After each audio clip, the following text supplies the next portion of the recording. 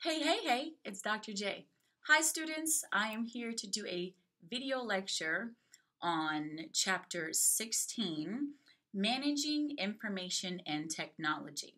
So some of the learning objectives we're going to go through are explaining the basic elements of computer technology, discussing the reasons for increasing popularity of cloud computing, describing how data becomes information, explaining how internet based technologies have changed business to consumer and business to business commerce, and also describing the problems posed by rapidly changing, developing internet based technologies. All right, so the first section talks about information technology, the explosive change.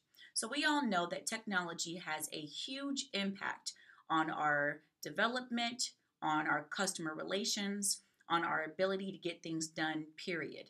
Without technology, pretty much today you can hardly do anything.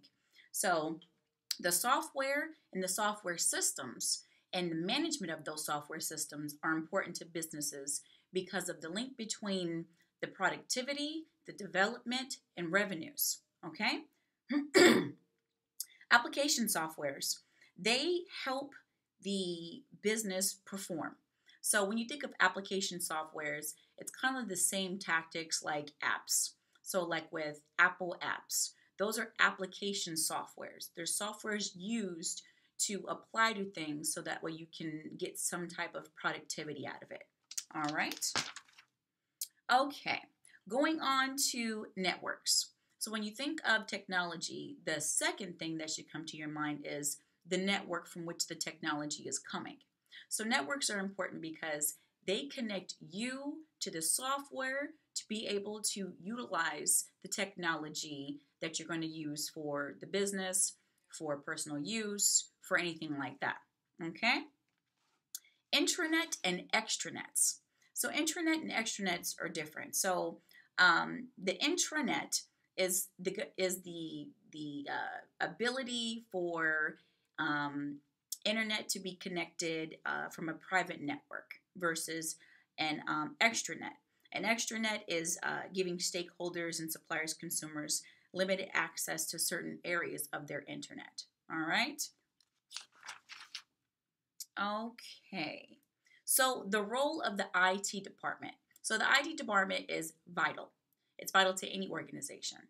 In fact, any organization nowadays has some structure of an IT department, whether it's customer service or product and development or what's called ethical hacking, things like that. These are all information technology departments which reside inside businesses. Okay.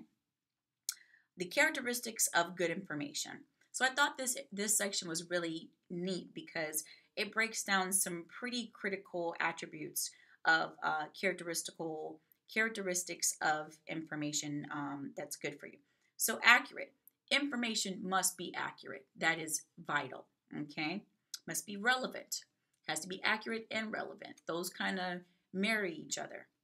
You have timeliness. So information not being properly synced to the right timing can be detrimental to a business. All right. Understandable. The information must be understood. If it's not understood, then it's not going to be viable. It's not going to be useful. It's not going to have any relevance on the development of the organization. Okay. Must be secure, meaning that it must be confidential. All right. So industries like Coca-Cola, their information is vital and it's accurate and it's relevant, and it's timely, and it depends on everything from the characteristics of, how a soda is developed to when it's released to marketing to product development to all these things. So these are all excellent characteristics of really great information. All right. Okay. So this section talks about also advertising on the internet.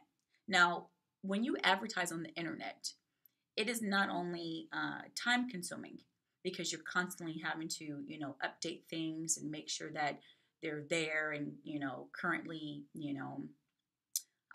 actively, refurbishing themselves on there. But you also have to make sure that you're meeting your target market. So your target market is something that is constantly changing depending on your products, your industry, and your organizational structure. All right, so that needs to be outlined there. So there are ways that information technology is used that was not being used back in the past, such as now we do e-commerce banking. So you can, pay for your bills, pay for your light bill, purchase a car. You can do a lot of things now with information technology through the banking system that you couldn't do 5, 10, 15 years ago. You can deposit paper checks from your phone as a snapshot. You take a picture of the front and picture of the back, you put the amount in, the bank verifies the check, and bam, the funds are in your account. That is mind blowing. I remember the first time I did that, I called the bank to make sure that the check had cleared because I was still uneasy with the fact that I still had the paper check in my hand. So there's a lot of different things that that information technology has brought to us that we have currently have the ease of. All right. So we are going to go over the ethical and legal issues. So some ethical and legal issues concerning information technology are things like personal privacy. So when you put something, that's going to be innately going through a digital process, you're kind of you are allowing yourself to be vulnerable to the possibility that your personal privacy may be compromised. All right, so there's softwares and there's systems and there are spam packages that help to alleviate that thought, but it's always going to be there, even if it's less than 5% of your mind thinking this has the possibility of becoming, public information when you do things online.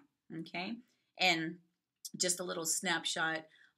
No matter what you do online, even if you delete it, everything is always on the internet once it is uploaded to the internet at any given time. Okay, so that's a little tidbit. All right, so that was chapter 16. That was a quick overview of chapter 16 and managing information and technology, finding new ways to learn and link. If you have any questions, you know where to find me. You can email me, call me, come by my office. I am Dr. J, and I am here for your success. All right, have a great day.